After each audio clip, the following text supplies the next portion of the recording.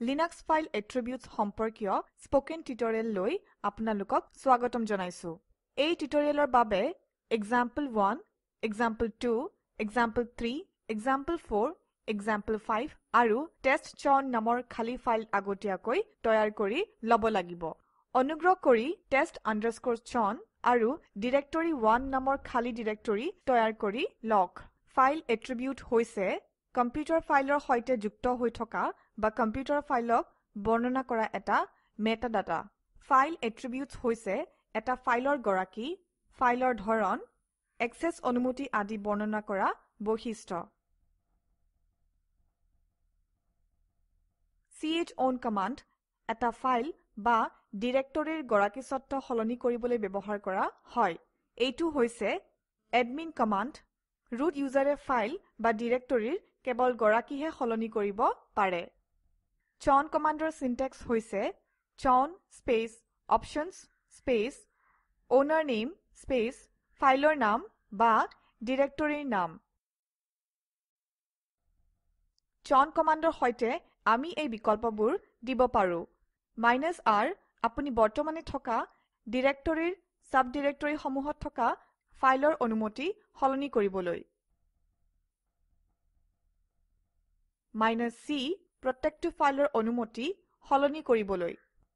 -f chownক error message দেখুৱাত বাধা দিয়ে। এতিয়া আমি কেইটামান উদাহৰণ লক্ষ্য কৰিম। টাৰ্মিনেললৈ যাওক। আমি খালী ফাইল আৰু ফোল্ডাৰ তৈয়াৰ কৰি থোৱা ডিৰেক্টৰীলৈ যাম। তাৰ কাৰণে cd স্পেচ desktop/file attribute কৰি এণ্টাৰ টিপক। এতিয়া এই কমাণ্ডটো টাইপ কৰক ls space -l space testchown মানে testchown আৰু এণ্টাৰ টিপক। ইয়াত আমি ফাইলৰ গৰাকী শাহিদ বুলি দেখা পাইছো। ফাইলটোৰ গৰাকী সলনি কৰিবলৈ এই কমাণ্ড টাইপ কৰক sudo space chown space anusha মানে ANUSHA স্পেচ testchown মানে TESTCHOWN। এতিয়া এণ্টাৰ টিপক। sudo পাছৱৰ্ড ভৰাওক আৰু আকৌ এণ্টাৰ টিপক। এণ্টাৰ টিপক। এতিয়া টাইপ কৰক ls space -l space TESTCHOWN আৰু এণ্টাৰ টিপক। এতিয়া আমি দেখা পাও যে ফাইলটোৰ নতুন গৰাকী হল anusha। এতিয়া আমি ডিৰেক্টৰীৰ গৰাকী কেনেকৈ সলনি কৰিব পাৰি সেয়া চাম। ls -l কমাণ্ডটো টাইপ কৰি এণ্টাৰ টিপক। এতিয়া আমি test_chown ডিৰেক্টৰীৰ গৰাকী শাহিদ বুলি দেখা পাও। ডিৰেক্টৰীটোৰ গৰাকী সলনি কৰিবলৈ এই কমাণ্ডটো টাইপ কৰক sudo space chown space -R space ANUSHA anusha space test_chown যিটো হৈছে ডিৰেক্টৰীৰ নাম আৰু এণ্টাৰ টিপক। sudo পাছৱৰ্ড ভৰাওক যদি দৰকাৰ হয় আকৌ এণ্টাৰ টিপক। আমাৰ সুবিধাৰ বাবে মই Ctrl+L টিপি স্ক্ৰীনখন চাফা কৰি লম। এতিয়া ls স্পেচ -l টাইপ কৰি এণ্টাৰ টিপক। এতিয়া আমি দেখা পাও যে ডিৰেক্টৰীটোৰ নতুন গৰাকী হল anusha। এক বা ততোধিক ফাইলৰ এক্সেছ মোড বা অনুমতি সলনি কৰিবলৈ chmod কমাণ্ড ব্যৱহাৰ কৰা হয়। chmod কমাণ্ডৰ সিনট্যাক্স হৈছে chmod space options space mode space filename space chmod space options space filename। chmod কমাণ্ডৰ সৈতে আমি এই বিকল্পবোৰ দিব পাৰো। -c সলনি হোৱা ফাইলৰ তথ্য প্ৰিন্ট কৰা। -f chmod যে সলনি কৰিব নোৱাৰি সেইটো ব্যৱহাৰকাৰীক নজনাব।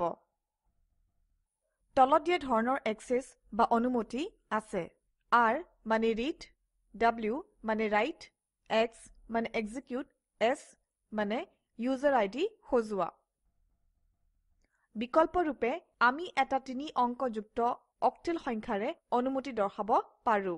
প্ৰথম অংকটোৱে গৰাকীৰ অনুমতি সূচায় দ্বিতীয়টোৱে গ্ৰুপ অনুমতি আৰু তৃতীয়টোৱে অন্যৰ অনুমতি সূচায় তলৰ অক্টেল ভ্যালু যোগ দি অনুমতি ক্যালকুলেট কৰা হয় 4 মানে ৰিড 2 মানে ৰাইট 1 মানে এক্সিকিউট এতিয়া আমি chmodৰ কিছুমান উদাহৰণ লক্ষ্য কৰিম টাৰ্মিনেললৈ যাওক আৰু execute by user permission to file example1 যোগ কৰিবলৈ কমান্ড ভৰ্তি কৰক তাৰ আগতে মই আকৌ Ctrl+L টিপি স্ক্ৰিনখন সাফা কৰি লম এতিয়া টাইপ কৰো chmod space u+x space example1 enter টিপক এতিয়া টাইপ কৰক ls space -l space example1 হলনি চাবলৈ এন্টাৰ টিপক ইয়াত example1 ফাইলত গৰাকীৰ দ্বাৰা ৰিড বা ৰাইট বা এক্সিকিউট অনুমতি গ্ৰুপৰ দ্বাৰা ৰিড বা এক্সিকিউট অনুমতি আৰু অন্যৰ দ্বাৰা এক্সিকিউট অনলি অনুমতি এছাইন কৰা দেখা পাব এতিয়া এই কমান্ডটো টাইপ কৰক chmod space 751 space example1 enter টিপক এতিয়া টাইপ কৰক ls space -l space example1 আৰু এন্টাৰ টিপক ইয়াত আমি দেখা পাও যে ওপৰৰ কমান্ডটোৱে example1 ফাইলত গৰাকীৰ দ্বাৰা ৰিড বা ৰাইট বা এক্সিকিউট অনুমতি গ্ৰুপৰ দ্বাৰা ৰিড বা এক্সিকিউট অনুমতি আৰু অন্যৰ দ্বাৰা এক্সিকিউট অনলি অনুমতি এছাইন কৰিছে example1 ফাইলটোত সকলোৰে বাবে ৰিড অনলি অনুমতি এছাইন কৰিবলৈ এই কমান্ডটো টাইপ কৰক chmod space r space example1 আৰু এন্টাৰ টিপক এতিয়া এই কমান্ডটো টাইপ কৰক ls space -l space example1 enter টিপক ইয়াত আমি দেখা পাম যে example1 ফাইলটোত সকলোৰে বাবে ৰিড অনলি অনুমতি এছাইন হৈ গৈছে অনুমতি সমূহীয়াভাৱে সলনি কৰিবলৈ আৰু সকলোৰে বাবে ৰিড আৰু এক্সিকিউট এক্সেছ এছাইন কৰিবলৈ আৰু লগতে ডাইৰেক্টৰী1 ডিৰেক্টৰীৰ গৰাকীৰ বাবে এক্সেছ ৰাইট কৰিবলৈ এই কমান্ডটো টাইপ কৰক chmod space -R space 755 space directory one enter টিপক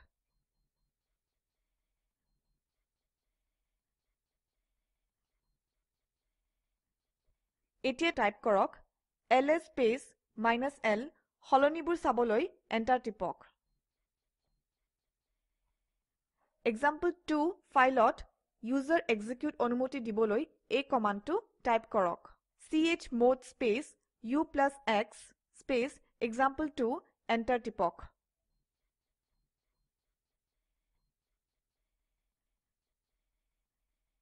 এতিয়া এই কমান্ডটো টাইপ কৰক ls space -l space example2 আৰু এন্টাৰ টিপক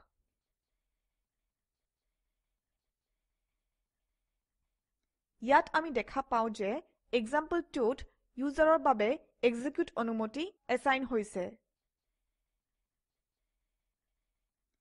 example3 ফাইলৰ বাবে গ্ৰুপ ৰাইট অনুমতি যোগ দিবলৈ এই কমান্ডটো টাইপ কৰক chmod space g+w space example3 enter টিপক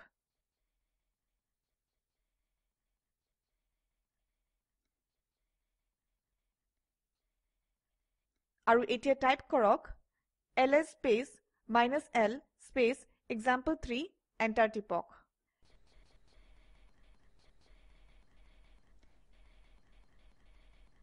ইয়াত আমি দেখা পাও যে ৰাইট অনুমতি গ্ৰুপত যোগ হৈ গৈছে সকলো ধৰণৰ কমান্ডৰ বাবে ৰাইট অনুমতি গুচাই দিবলৈ chmod space a-w space example3 enter টিপক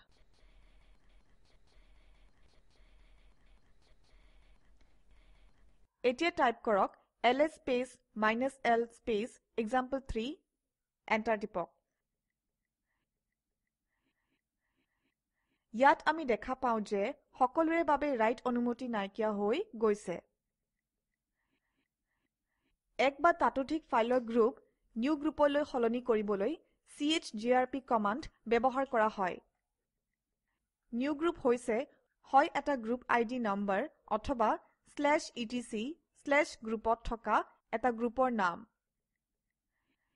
কেৱল ফাইলৰ গৰাকী অথবা অনুমতিপ্ৰাপ্ত ব্যৱহাৰকাৰীয়েহে গ্ৰুপ সলনি কৰিব পাৰে।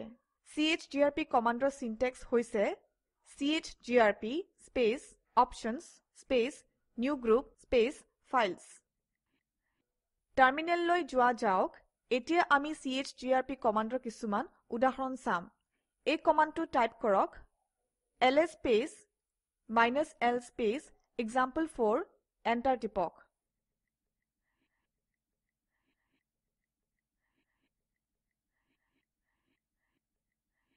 আমি দেখা পাও যে গ্ৰুপ অনুমতি ব্যৱহাৰকাৰী শাহিদৰ বাবে আছে। গ্ৰুপ অনুমতি সলনি কৰিবলৈ এই কমাণ্ডটো টাইপ কৰক sudo space CGRP space rohit space example4।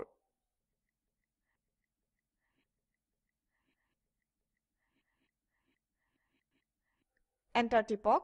যদি দৰকাৰ হয় sudo পাছৱৰ্ড ভৰাওক।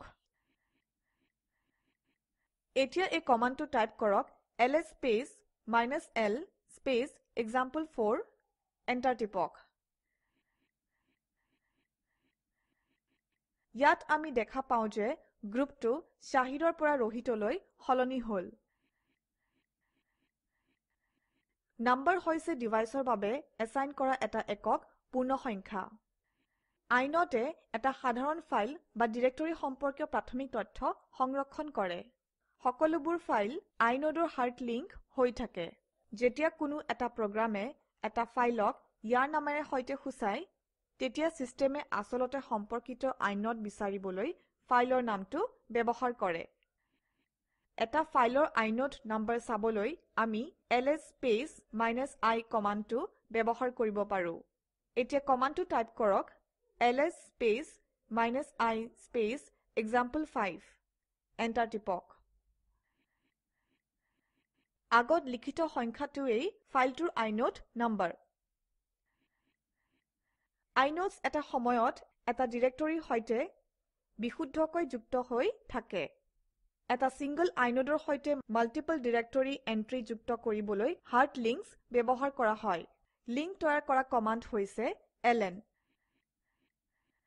হাৰ্ড লিংক তৈয়াৰ কৰা ln কমাণ্ডৰ সিনট্যাক্স হৈছে ln space source space link যত source হৈছে এটা ইতিমধ্যে থকা ফাইল আৰু link হৈছে তৈয়াৰ কৰিব খোজা ফাইলটো। এতিয়া আমি হাৰ্ড লিংকৰ কিছুমান উদাহৰণ লক্ষ্য কৰিম। স্ক্ৰীনখন মই আকৌ চাফা কৰি লম। এতিয়া এই কমাণ্ডটো টাইপ কৰক ln space example1 space example-ln enter টিপক।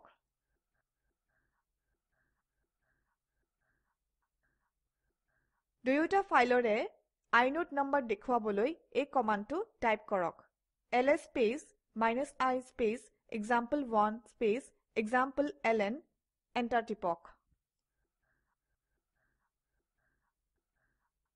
ইয়াত আমি দেখা পাও যে দুয়োটা ফাইলৰে inode নম্বৰ একেই। example-ln হৈছে example1 ফাইলৰ hard link. Soft link symbolic link হৈছে এটা বিশেষ ধৰণৰ ফাইল যিটোৱে এটা প্ৰকৃত বা আপেক্ষিক পাঠৰ ৰূপত অন্য এটা ফাইল বা ডিৰেক্টৰীলৈ এটা ৰেফাৰেন্স বহন কৰে। সফ্ট লিংক তৈয়াৰ কৰা ln কমাণ্ডৰ সিনট্যাক্স হৈছে ln space -s space target filename space symbolic filename। এতিয়া আমি সফ্ট লিংকৰ কিছুমান উদাহৰণ লক্ষ্য কৰিম। সফ্ট লিংক তৈয়াৰ কৰিবলৈ এই কমাণ্ডটো টাইপ কৰক ln space -s space example1 space example-soft।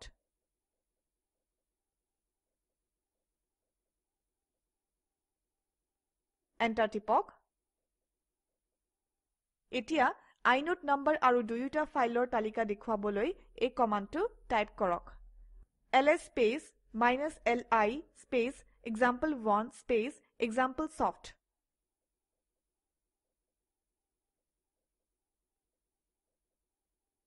Enter টিপক। ইয়াত আমি দেখা পাওঁ যে দুয়োটা ফাইলৰ inode নাম্বাৰ বেলেগ বেলেগ আৰু এক্সাম্পলছফ্ট হৈছে example1ৰ এটা ছফ্ট লিংক।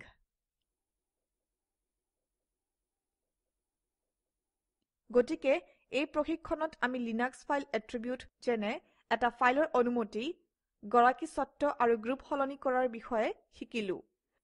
ইয়াৰ উপৰি আমি ফাইলৰ inode, ছফ্ট লিংক আৰু হাৰ্ড লিংকৰ বিষয়েও শিকিলো। ইয়াতে আমাৰ প্ৰশিক্ষণৰ সামৰণি পৰিছে। স্পোকেন টিউটৰিয়েল হৈছে টক টু এ টিচাৰ প্ৰকল্পৰ এটা অংশ। ইয়াক national mission on education through ICT এ সহায়তা আগবঢ়াইছে। এই বিষয়ে তলৰ লিংকত বিস্তাৰিতভাৱে পোৱা যায়। এই পাঠ আগবঢ়ালে পল্লৱ প্ৰাণ গোস্বামীয়ে আৰু এয়া হৈছে মৌচুমী মেধি IIT বম্বেৰ পৰা। যোগদানৰ বাবে ধন্যবাদ।